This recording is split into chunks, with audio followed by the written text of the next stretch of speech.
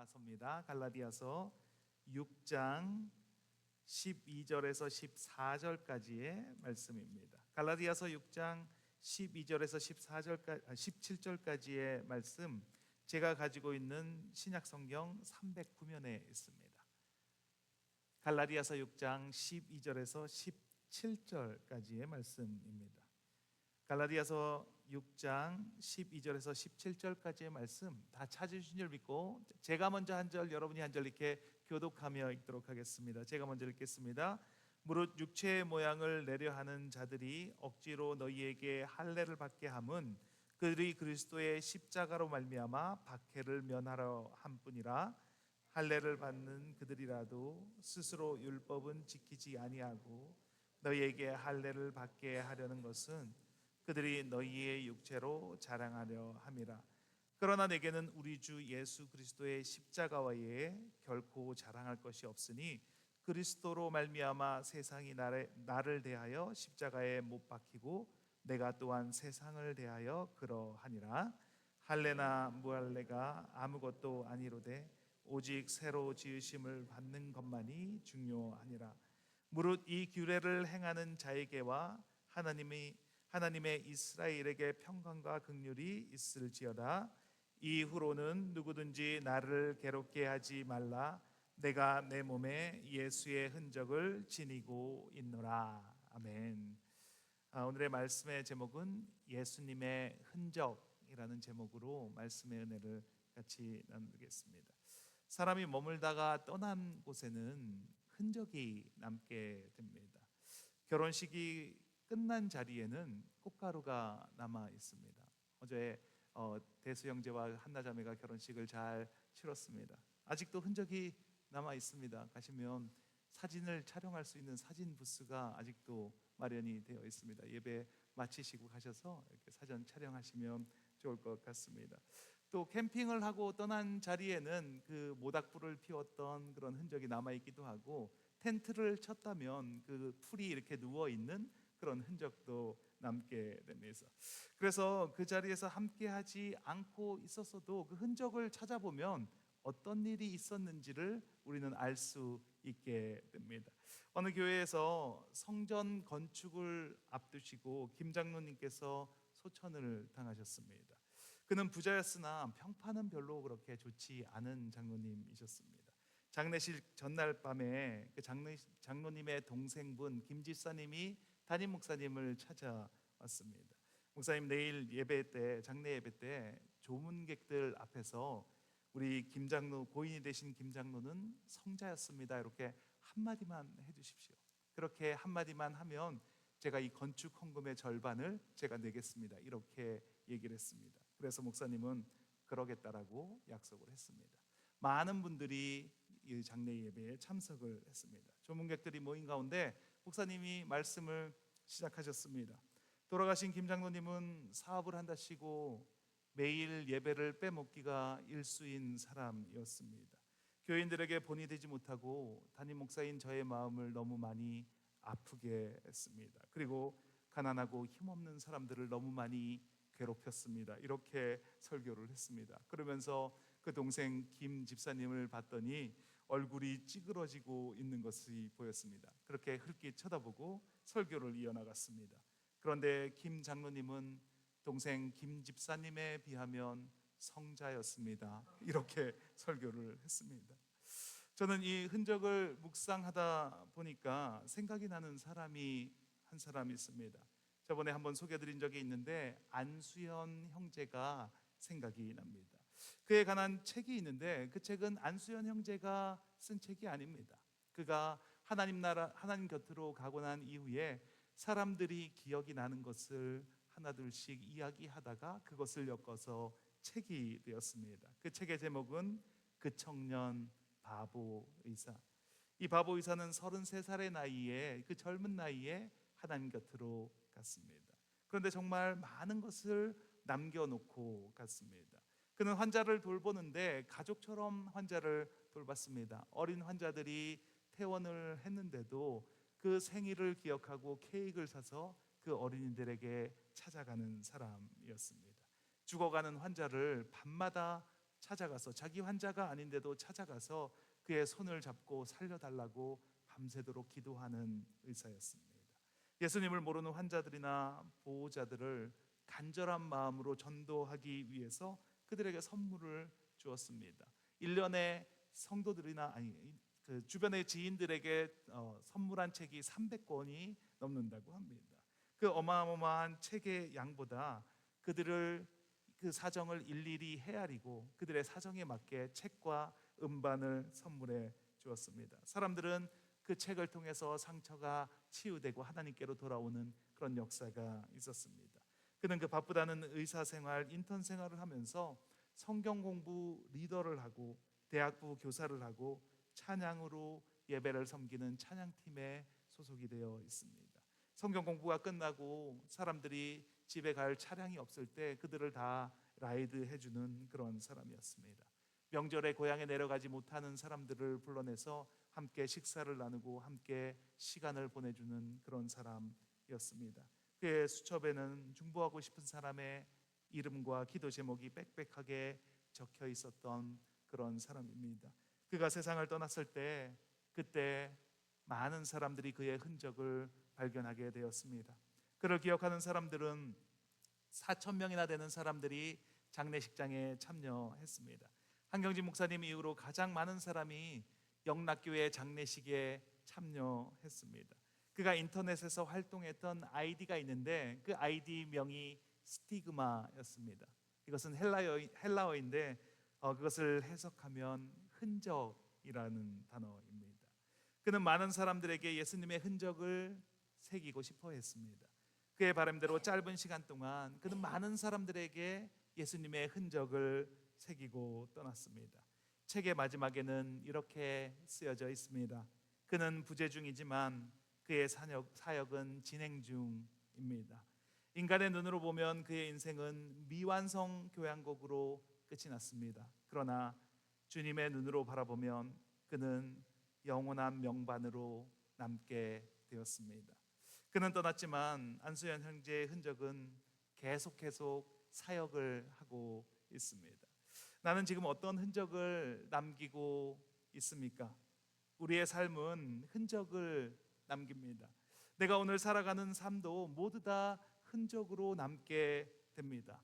교회를 옮겨간다고 그 흔적이 없어지는 것이 아닙니다. 이사를 떠나간다고 그 흔적이 지워지는 것이 아닙니다. 다른 사람과 나누는 대화 한마디 한마디 그 모든 것이 다 흔적으로 남습니다. 그 흔적이 상처를 주는 흔적일 수도 있습니다. 또는 위로가 되는 흔적일 수도 있습니다. 또는 다른 사람을 일으켜 세우는 그런 흔적으로 남을 수도 있습니다. 오늘 본문에서 사도 바울은 자신은 그리스도의 흔적을 지니고 있다라고 그렇게 말을 합니다. 예수님께서 남기신 흔적을 자신의 몸에 지니고 살아간다라고 말을 합니다. 예수님이 남기신 흔적은 무엇이 있습니까? 세 가지로 얘기할 수 있습니다. 예수님께서 남기신 흔적 첫 번째는 십자가입니다. 원래 십자가는 죄인의 형틀이었습니다. 가장 잔혹한 방법으로 죄인을 죽이는 그런 형틀이 바로 십자가였습니다. 그런데 예수님께서 그것을 상징으로 바꾸셨습니다. 하나님의 구원의 상징으로 바꾸셨습니다. 예수님은 그 십자가의 흔적을 남겨주셨습니다. 둘째는 빈 무덤이 흔적이 됩니다. 이 빈 무덤은 부활의 흔적입니다. 믿고 싶지 않은 사람들은 누군가 예수님의 시신을 옮겼다라고 말을 할 것입니다. 하지만 예수님은 부활하셨습니다. 그 증거로 빈 무덤이 남아 있는 것입니다. 예수님의 시신을 가두고 있었던 그 무덤 문이 열리고 그 자리에 빈 무덤으로 남아 있습니다. 이 빈 무덤이 부활하신 하나님의 그 예수님의 증거입니다. 세 번째, 부활하신 예수님의 몸에 남아 있었던 고난의 흔적이 남아 있습니다. 예수님이 온전히 부활하셨는데 그런데 그 고난의 흔적은 가지시고 부활을 하셨습니다. 예수님의 그 흔적이 없이 그냥 깨끗하게 원래의 몸으로 부활하실 수도 있으셨습니다. 그런데 예수님은 그 고난의 흔적을 가지시고 부활하셨습니다. 직접 만져보지 못하면 못 믿겠다라고 하는 그 도마와 같은 사람들을 위해서 예수님은 그 고난의 흔적을 가지고 부활을 하셨습니다. 그 제자들을 부활의 증인으로 변화시키기 위해서 그 흔적을 사용하셨습니다. 예수님은 고난의 흔적을 본 그 자들은 확신을 얻었고, 그리고 예수님의 부활을 증거하는 사람들이 되었습니다. 사도 바울은 이 흔적을 품었습니다. 그 흔적을 몸에 지녔다라고 말을 합니다. 사도 바울은 예수님의 흔적을 품었기에 예수님의 흔적을 남기는 사람이 되었습니다. 예수님의 흔적을 지녔기에 예수님의 흔적을 나타내는 삶을 살아가게 되었습니다. 어떤 흔적을 품고 살아가고 계십니까? 내가 어떤 흔적을 품고 살아가는가는 내가 어떤 흔적을 남기는가입니다. 예수님의 흔적을 품고 살아가면 예수님의 흔적을 남기고 살아가게 됩니다. 그런데 세상을 품고 살아가면 세상의 흔적을 남길 수밖에 없습니다. 내가 품은 것이 그것이기에 그것을 남길 수밖에 없습니다. 꼭 기억해야 할 것은 나는 지금 어떤 형태로든 흔적을 남기는 삶을 살아가고 있다는 것입니다. 그렇다면 우리가 품어야 할 흔적은 무엇이겠습니까? 우리가 지녀야 할 흔적은 과연 무엇이겠습니까? 그것은 두말하면 잔소리인 것처럼 예수님의 흔적을 품어야 하는 것입니다. 오늘 본문을 통해서 우리가 남겨야 할 흔적에 대해서 함께 나누기를 원합니다. 우리 모두 예수님의 흔적을 품고 예수님의 흔적을 남기시는 저와 여러분이 되시길 예수님의 이름으로 축원드립니다. 첫 번째, 할례의 흔적이 있어야 합니다. 같이 한번 읽겠습니다. 할례의 흔적이 있어야 합니다. 오늘 본문은 갈라디아서입니다. 갈라디아 지방에 사도 바울과 바나바가 복음을 전하러 다녔습니다. 그래서 많은 사람들이 예수님을 믿게 되었고, 그리고 그곳에 교회들이 생겨나게 되었습니다. 그런데 유대인들이 갈라디아 지방을 다니면서 그 세워진 교회를 어지럽게 했습니다. 예수를 믿으려면 할례를 받아야 된다. 예수를 제대로 믿으려면 율법을 지켜야 된다라고 이야기를 합니다. 사도 바울이 세운 교회를 어지럽게 합니다. 그래서 사도 바울이 갈라디아 지방에 있는 그 교회들에게 편지를 씁니다. 할례나 무할례나 그것이 중요한 것이 아니다. 중요한 것은 예수 그리스도의 십자가뿐이다. 구원은 할례에 있는 것이 아니라 율법에 있는 것이 아니라 예수 그리스도의 십자가에 있다라고 편지를 씁니다. 그리고 할례에 대해서 정리를 해줍니다. 본문 갈라디아서 6장 13절 말씀입니다. 같이 한번 읽겠습니다. 할례를 받은 그들이라도 스스로 율법은 지키지 아니하고 너희에게 할례를 받게 하려는 것은 그들이 너희의 육체로 자랑하려 함이라.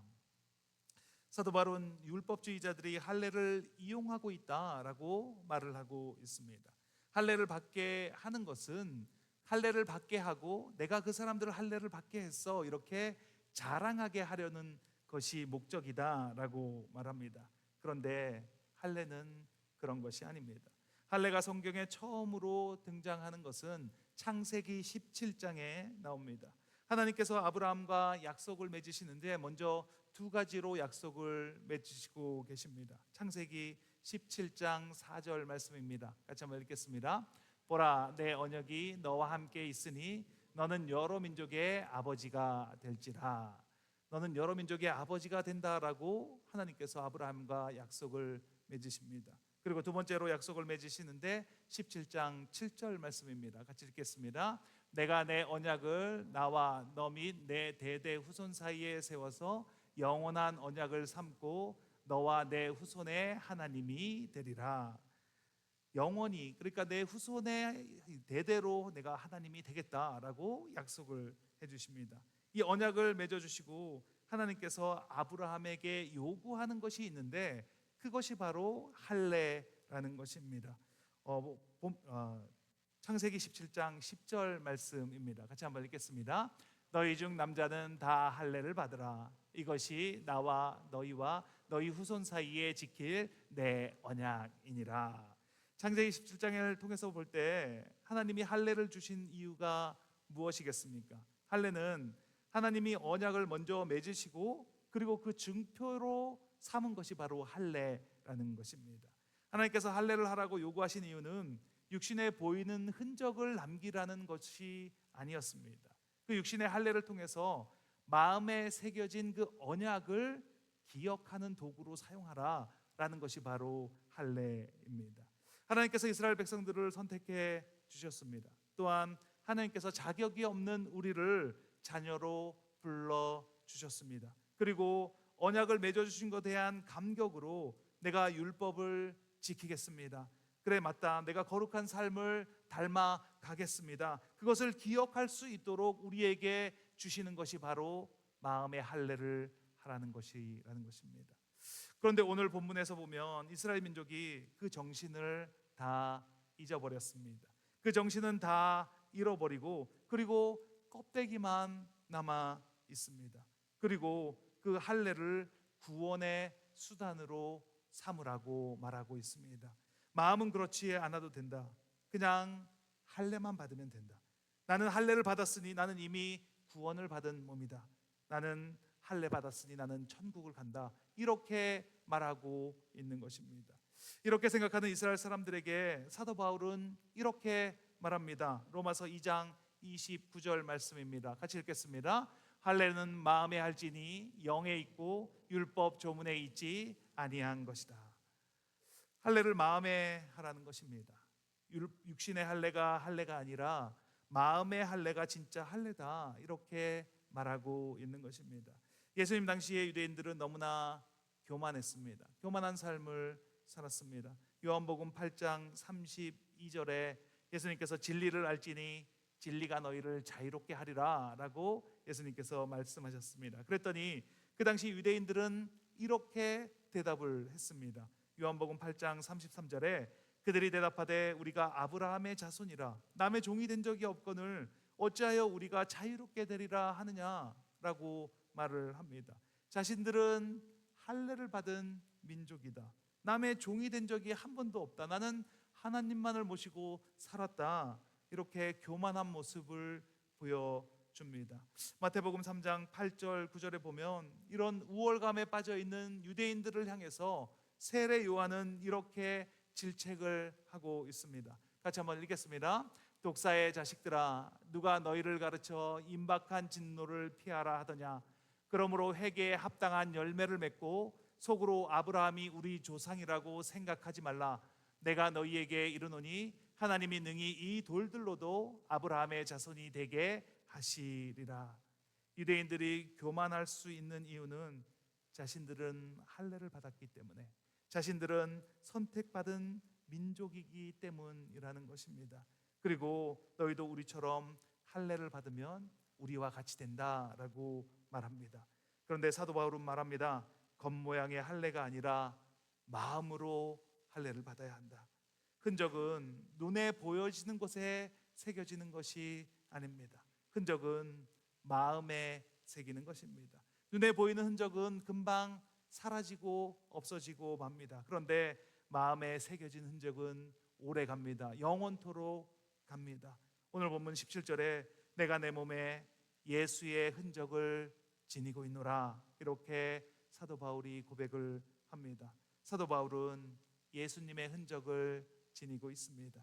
죄수 중에 괴수인 자신을 만나 주신 그 예수님, 믿는 자들을 잡아서 고문하고 죽이러 가는 자신에게 나타나셔서 이방의 복음을 전하는 자로 삼아 주신 그 예수님, 그 예수님의 흔적으로 가득합니다. 그 흔적이 사도 바울의 마음에 할례를 해 주었습니다. 그 마음에 할례를 받은 사도 바울은 그렇기 때문에 예수님을 전하는 자, 예수님만을 증거하는 자로 살아갈 수 있게 되었습니다. 우리 모두 마음의 할례를 통해서 예수님의 흔적을 나타내는 저와 여러분이 되시길 예수님의 이름으로 축원드립니다. 둘째, 예수님의 흔적이 사도 바울의 흔적입니다. 같이 한번 읽겠습니다. 예수님의 흔적이 사도 바울의 흔적입니다. 갈라디아서 6장 17절 말씀입니다. 같이 읽겠습니다. 이후로는 누구든지 나를 괴롭게 하지 말라. 내가 내 몸에 예수의 흔적을 지니고 있노라. 여기에 사도 바울은 예수님의 흔적을 자랑하고 있습니다. 사도 바울은 부활하신 예수님을 전하면서 정말 많은 고난을 받았습니다. 그래서 그 몸에는 예수님 때문에 예수님의 복음을 전하기 위해서 받은 상처가 가득합니다. 사도 바울은 수없이 매를 맞고 감옥에 갇히기도 했습니다. 죽을 고비를 여러 번 넘겼습니다. 유대인에게 40에 하나를 감한 39대짜리 그 매를 5번이나 맞았습니다. 3번은 채찍에 맞았습니다. 1번은 돌로 맞았습니다. 돌과 채찍에 맞은 흔적과 상처가 그의 온몸에 있습니다. 그런데 사도 바울의 내 몸에 예수의 흔적을 가졌습니다 라는 고백은 자랑을 하는 것이 아니라 그 고백은 누구보다도 나 더 고생한 사람이야 라고 말하고 있는 것이 아니라 사도 바울의 그 흔적은 나는 다른 복음을 전하는 사람에게 대해서 화가 났어 라고 말을 하고 있는 것입니다. 내가 너희를 어떻게 찾아갔고 내가 너희에게 어떻게 복음을 전했는데 그런데 어떻게 다른 복음을 받을 수가 있느냐, 어떻게 다른 복음을 들을 수가 있느냐라고 말하는 것입니다. 사도 바울이 전도를 하기 위해 정말 여러 곳을 다녔습니다. 그 중에서 그 특별히 루스드라라는 곳에서 정말 많은 고난을 당하게 됩니다. 복음을 전할 때 그 사도 바울의 복음 전하는 것을 방해하는 유대인들이 항상 따라다녔습니다. 루스드라에서 복음을 전할 때에도 그 사도 바울의 복음 전하는 것을 방해하기 위해서 유대인들이 따라다녔습니다. 그리고 그 루스드라 사람들을 선동해서 사도 바울을 돌로 치게 합니다. 그래서 사도 바울을 돌로 쳐서 그 사도 바울이 몸이 죽은 것 같이 되었습니다. 사람들이 다 사도 바울이 죽은 줄 알고 그 사도 바울을 메고 성 밖으로 갔다가 버렸습니다. 그런데 그 사도 바울을 하나님께서 살리셨습니다. 사도 바울이 정신을 차리고 다시 일어납니다. 그럼 사도 바울은 어디로 가야 하겠습니까? 돌로 친 그 사람들이 있는 루스드라로 가겠습니까? 아니면 그 사람들이 없는 그 반대 방향으로 가야 하겠습니까? 사도 바울은 자기들 돌로 친 사람들이 있는 루스드라 성으로 다시 들어갔다라고 성경은 말합니다. 사도 바울에게 있어서 한 사람이라도 구원을 할 수 있다면 그 돌로 맞은 상처는 문제가 되지 않았습니다. 돌로 맞은 멍이 멍들고 허리에서 피가 난다 할지라도 사도 바울은 그 예수님의 흔적을 전하는 삶을 살았습니다. 그렇게 복음을 전했는데 유대인들이 와서 다른 복음을 전했습니다. 목숨을 걸고 죽을 고비를 넘기면서 가서 복음을 전했는데 유대인들이 엉뚱한 복음을 전합니다. 다른 복음은 무엇입니까? 다른 복음을 무엇을 다른 복음이라고 말합니까? 복음 같지만 복음이 아닌 것입니다. 그들도 예수를 믿는다라고 말을 합니다. 예수님에 대한 사랑도 있습니다. 열정도 가지고 있습니다. 그런데 무언가 이상한 것은 자기를 자랑을 하면서 일하는 것입니다. 자기가 뭘 했는지를 말을 합니다. 내가 어떻게 했는지, 내가 어떻게 율법을 지켰는지, 그리고 바울은 어떻게 율법을 안 지켰는지 이렇게 말을 합니다. 나는 할례를 했는데 너희들은 할례를 하지 않았다, 이렇게 말을 합니다. 예수님의 흔적은 자기의 죄가 아닌 다른 사람들을 살리기 위해서 죽으신 흔적입니다. 예수님께서 십자가에 돌아가시기까지 많은 고난의 흔적을 가지고 계셨습니다. 유대인들은 예수님을 죽이려고 예수를 거짓으로 모함했습니다. 사랑하는 제자 유다는 예수님을 팔아 넘겼습니다. 그리고 마침내 예수님은 십자가에 못 박혀 죽으시고 사람들은 예수님의 고난의 흔적을 보고서 말합니다. 이사야서 53장 4절 말씀입니다. 같이 읽겠습니다. 그는 실로 우리의 질고를 지고 우리의 슬픔을 당하였거늘 우리는 생각하기를 그는 징벌을 받아 하나님께 맞으며 고난을 당한다 하였더라. 사람들은 예수님의 고난이 예수님 자신의 죄로 인한 고난이다 이렇게 말을 합니다. 하지만 예수님께서 당하신 고난의 흔적은 전적으로 우리를 위해서 죄를 대속하시기 위해서 받으신 고난이었습니다. 예수님의 흔적은 바로 다른 이들을 위해서 대신 지시고 가신 고난의 흔적이었습니다. 그런데 그 흔적을 우리에게 주셨습니다. 그렇다고 해서 우리가 당하는 그 모든 고난이 예수님의 흔적이다라고 말을 할 수는 없습니다. 베드로전서 2장 20절 말씀입니다. 같이 읽겠습니다. 죄가 있어 매를 맞고 참으면 무슨 칭찬이 있으리요? 그러나 선을 행함으로 고난을 받고 참으면 이는 하나님 앞에 아름다우니라.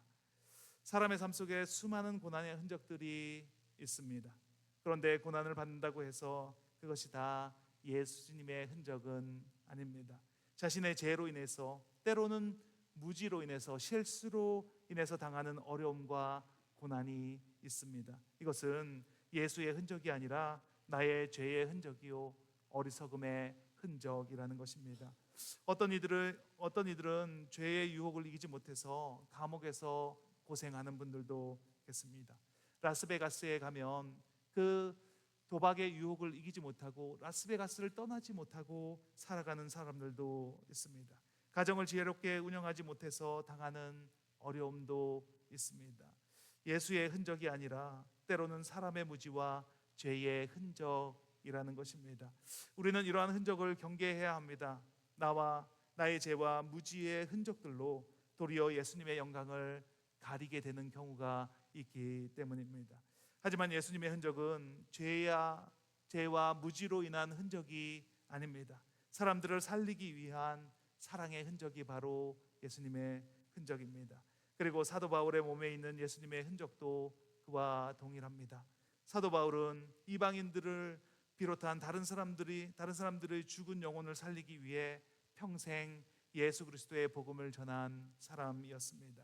십자가에서 죽으면서 저들은 자신들이 하는 짓을 모른다라고 그들에게 무죄함을 덮으시려고 했던 그 예수님, 자신을 팔아넘기는 가룟 유다에게 끝까지 기회를 주시기 위해서 내가 떡 한 조각을 주는 자가 바로 그 자니나 라고 말씀하시면서 기회를 한 번 더 주셨던 그 예수님, 자기 자신을 버리고 도망한 제자에게 찾아가셔서 내 양을 먹이라, 내 양을 치라고 양을 맡기신 주님, 그 흔적이 사도 바울의 흔적이 되었습니다. 그 흔적을 품은 사도 바울은 예수님과 같은 삶을 살았습니다. 자신을 돌로 친 그 사람들을 다시 찾아가서 주님의 복음을 전한 사도 바울, 죽음을 당할 줄 알면서도 모두가 다 예루살렘으로 올라가면 죽는다라고 말할 때 그 죽음을 알면서도 예루살렘으로 올라가는 사도 바울, 이제는 그 예수님의 흔적이 우리의 흔적입니다. 우리를 위해서 죽으신 그 예수 그리스도의 흔적이 우리 안에 있습니다. 그 흔적을 나타내며 살아가시는 저와 여러분이 되시길 예수님의 이름으로 축원드립니다. 같이 기도하는 시간을 갖겠습니다. 우리의 모든 삶은 흔적으로 남습니다. 그 흔적을 통해서 어떤 삶을 살았는지 평가가 됩니다. 선한 일을 행한 자는 생명의 부활로, 악한 일을 행한 자는 심판의 부활로 나오게 된다라고 말씀합니다. 나를 돌아보는 시간이 되기를 원합니다. 나는